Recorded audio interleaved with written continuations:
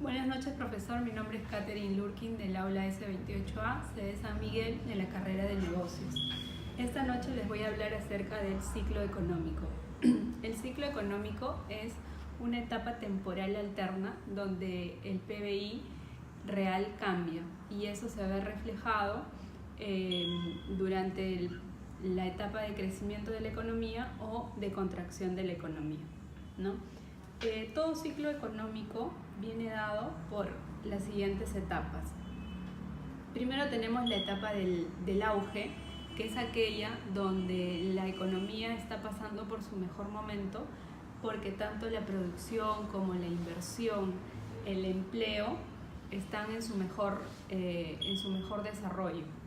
Luego de esta etapa se produce la etapa de recesión, debido a que la inversión cae y la producción también, por ende, cae, ¿no? En esta etapa los países toman medidas para poder evitar la caída de la economía.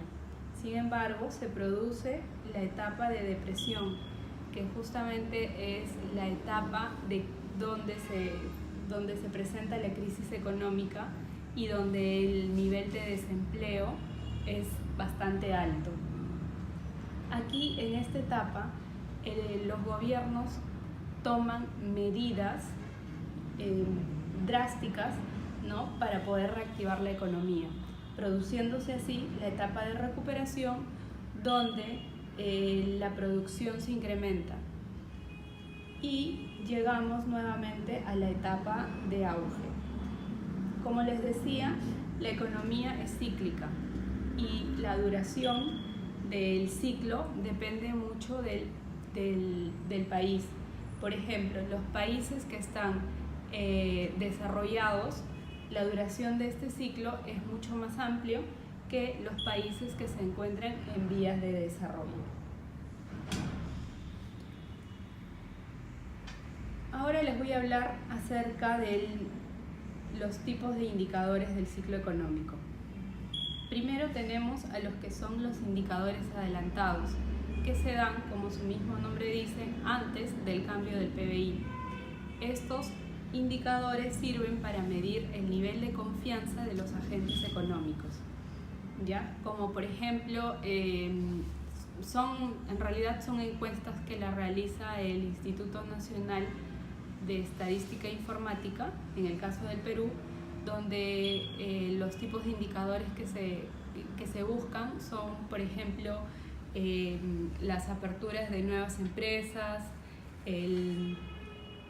los créditos tanto personales como créditos de inversión, ¿no? Y luego tenemos los indicadores coincidentes, que son aquellos que se dan durante la etapa del cambio del PBI real. Estos indicadores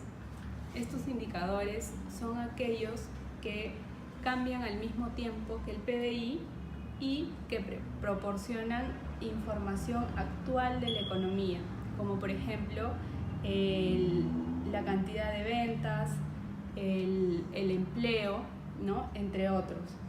Y luego tenemos los indicadores rezagados, que son aquellos que se dan después del cambio del PBI real. Estos indicadores son, por ejemplo, ¿no?, son aquellos que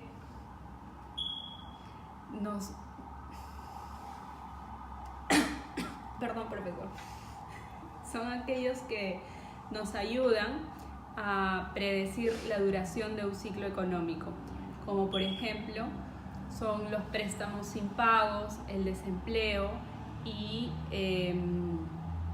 como también las existencias en stock. Ahora les voy a comentar acerca del desempleo. El desempleo se origina durante una crisis económica, o se incrementa, mejor dicho, durante una crisis económica. El desempleo es consecuencia justamente de la recesión de la crisis económica y es el conjunto de personas de la población económicamente activa. El desempleo y la economía tienen una relación inversa, ya que cuando la economía está en auge, el desempleo es bajo, pero si la economía está en etapa de crisis, el desempleo es alto, ¿no? Ahora les voy a explicar acerca de los tipos de desempleo. Tenemos 3 tipos de desempleo, que son el desempleo friccional, el desempleo estructural y el desempleo cíclico. El desempleo friccional es aquel que se produce temporalmente, ¿no? Que puede ser debido al descontento del trabajador en su actual empleo y que lo que busca es mejorar su empleo y su salario. Luego tenemos el desempleo estructural, que es medido por la experiencia de las personas que trabajan frente a las personas que no trabajan, que puede ser la experiencia o puede ser la capacitación que tengan, ¿no? Para determinado empleo. Y por último tenemos el empleo cíclico, que es aquel que se produce durante la etapa de crisis económica. Podemos decir que el pleno empleo es aquel que se da cuando no existe un desempleo cíclico, sino que el desempleo es solamente medido por el desempleo friccional y el desempleo estructural. Muchas gracias, profesor. Eso es todo.